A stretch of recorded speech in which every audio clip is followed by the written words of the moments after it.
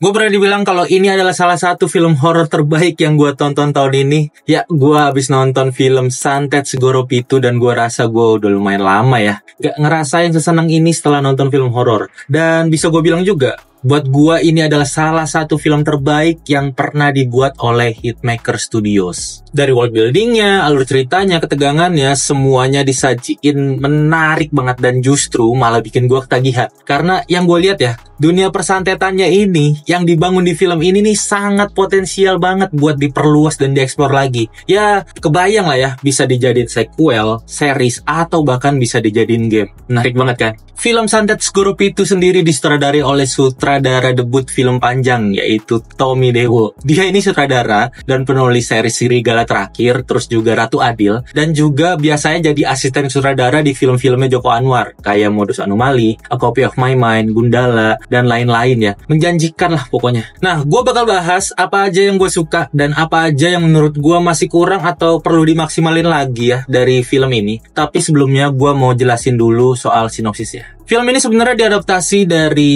thread di Twitter ya yang nggak selesai, tapi setting waktu di filmnya tuh diubah jadi sekitar tahun 70-an. Jadi nyeritain tentang seorang remaja kuliahan namanya Ardi yang diperanin sama Ari Irham. Dia ini punya indera keenam, tapi penglihatannya ini dipersempit sejak dia kecil. Jadi dia cuma bisa ngelihat makhluk halus yang mau nampakin dirinya doang. Nah, meski ayahnya si Ardi yang diperanin sama Christian Sugiono ini profesinya sebagai seorang pedagang pasar, Ardi ini disaranin banget buat menghindarin pasar atau jangan pernah pergi ke pasar sama sekali karena pasar itu dibilang jadi tempat yang paling banyak diisi sama orang-orang yang serakah, curang, dan banyak yang bersekutu dengan jin atau setan. Pokoknya banyak deh yang mainan penglaris atau bahkan sampai main santet. Jadi sejak ayahnya nemuin sebuah bungkusan aneh di depan tokonya, keluarganya Ardi ini mulai ngalamin teror-teror yang ngeri gitu. Dari mulai ayahnya yang muntah darah, terus sampai dia lumpuh, terus sakit-sakit yang aneh yang dialami satu persatu anggota keluarga yang bahkan sampai ngancam nyawa. Sampai akhirnya Ardi tuh sadar kalau keluarga ini lagi kena santet. Tapi orang pinter yang sering nolongin keluarga Ardi ini bingung karena dia tuh belum pernah nemuin santet yang tipenya seperti ini atau yang sekuat ini di tanah Jawa. Yang gak taunya nama santetnya adalah Santet Segoro Pitu. Boom, title dropping.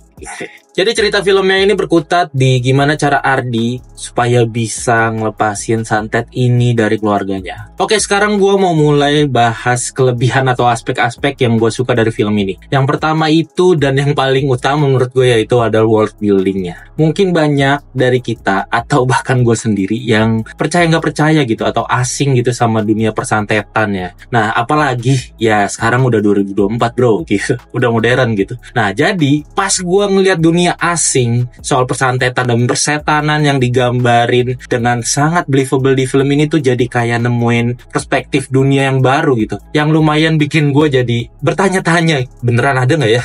Coba gue kasih contoh deh ya, kayak misalnya film Men in Black gitu. Di film itu tuh kita dikasih lihat kalau sebenarnya tuh ada alien-alien yang hidup di sekitar kita tapi kita nggak nyadar. Dan meskipun kita tahu itu pasti fiksi ya, tapi tetap aja gitu di ujung kepala, di ujung otak kita tuh mikir jangan-jangan beneran ada gitu.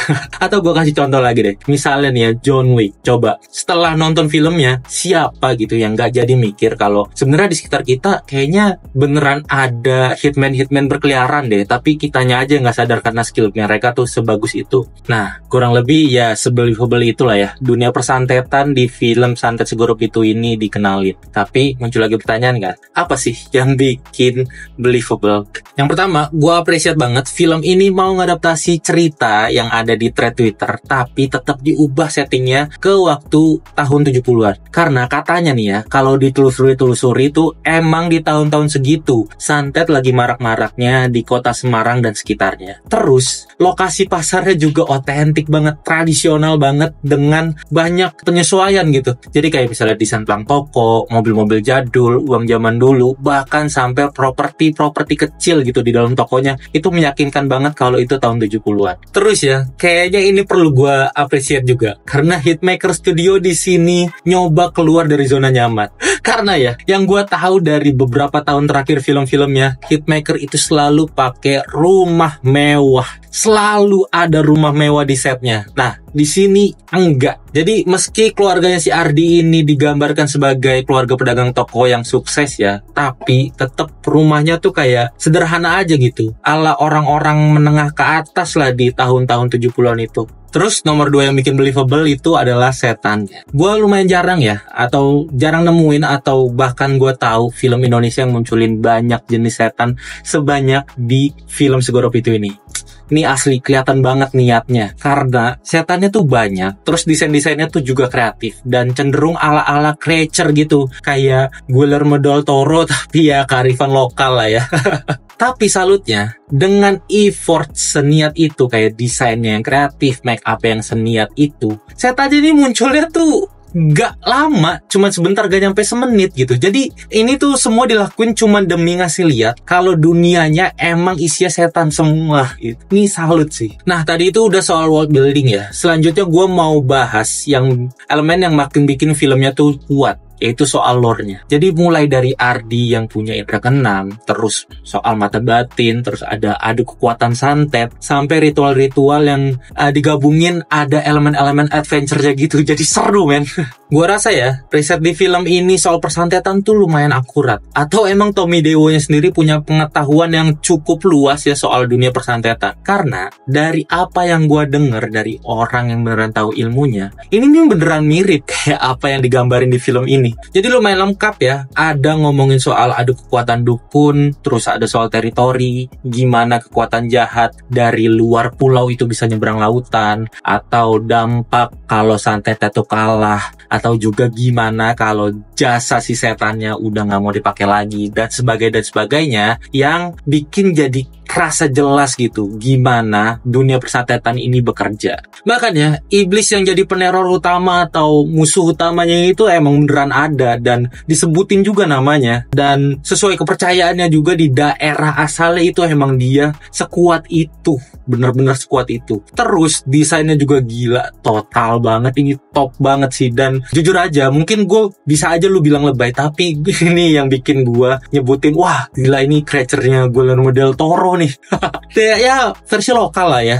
Terus kayak tadi yang gue sempet sebutin ya, gue suka banget sama ritual yang ada elemen adventure-nya. Jadi scene-nya tuh gak bertele-tele, tapi berasa kayak arc-main karakter anime yang lagi ngumpulin item-item atau kekuatan gitu dari berbagai lokasi, dan dia harus ngalahin musuh-musuh yang kalau di film ini wujudnya setan ya. Jadi dia harus ngelawan musuh-musuh yang ada di masing-masing lokasi itu. Jadi berasa tegang tapi seru banget. Dan ada surprise cameo-nya yang emang bikin surprise tapi juga ngasih pesan yang lihat sendiri deh. Sekarang gue mau bahas kurang-kurangnya, karena tentunya film ini gak sempurna lah ya. Ya meskipun buat gue sebenarnya gak terlalu ngeganggu dan bisa ketutupan sama kualitas-kualitas bagusnya, tapi gue bakal tetap nyampe. Yang pertama ya, dan ini justru ada di luar filmnya, yaitu marketingnya. Gue agak menyayangkan kenapa materi-materi promosinya, terutama poster, itu sangat-sangat nonjolin soal kebrutalan santetnya. Ya emang brutal sih, tapi buat gue kekuatan film ini nih bukan ada di situ, yang justru malah bikin orang-orang agak reluctant gitu, atau kurang srek lah ya buat nge-share poster yang sebrutal itu. Sayang banget. Ini mungkin sotoynya gue aja kali ya. Jadi mungkin bisa lebih menarik kalau ada versi poster yang lebih nunjukin soal keberagaman setan, atau bahkan desain-desain makhluknya yang jarang banget gitu dipunya sama film horor lain. Coba bayangin aja deh ya, nih desain poster nih isinya lokasi-lokasi gitu atau ritual-ritual yang beragam itu, dan banyak setan-setan yang desainnya unik-unik. Terus di belakangnya ada siluet iblis utamanya gitu. Kayak mantep kan gitu, kayak desain Avengers gitu.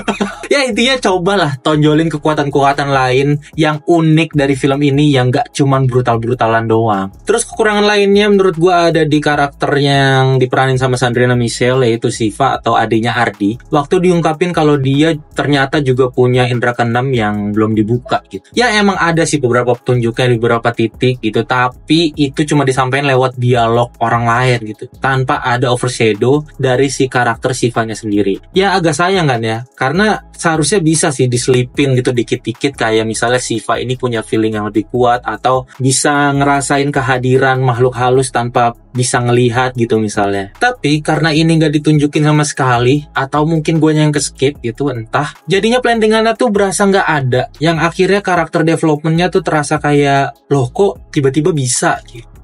Dan kekurangan lainnya yang gue rasain itu ada di rules of the game dari si iblisnya. Iya, emang dia bisa ngebunuh korbannya, tapi kayak ada yang sedikit berubah gitu dari cara dia ngebunuh, antara waktu dia masih berwujud bayangan sama waktu dia udah nunjukin wujudnya yang serem banget itu. Dan sayangnya kayaknya nggak ada penjelasan sama sekali juga gitu kenapa caranya dia bisa beda. Kayaknya itu aja sih. Ya sisanya paling ada di acting ya, yang kadang-kadang berasa kurang kuat atau kadang-kadang berasa berlebihan aja gitu kali di beberapa titik. Ya minor banget lah pokoknya. Kesimpulannya secara keseluruhan gue masih berani bilang kalau film Santet Segoro Pitu ini adalah salah satu film horor terbaik tahun ini yang gue tonton. Dan mungkin juga salah satu film terbaik yang pernah dibikin sama Hitmaker Studios. Jadi ya buat teman-teman silakan aja ditonton dan nilai sendiri filmnya. Karena kalau lu udah nonton, lu bisa banget setuju atau nggak setuju sama gua, dan jangan ragu buat ngajak gua atau kita habis nonton film diskusi di kolom komentar. Oke?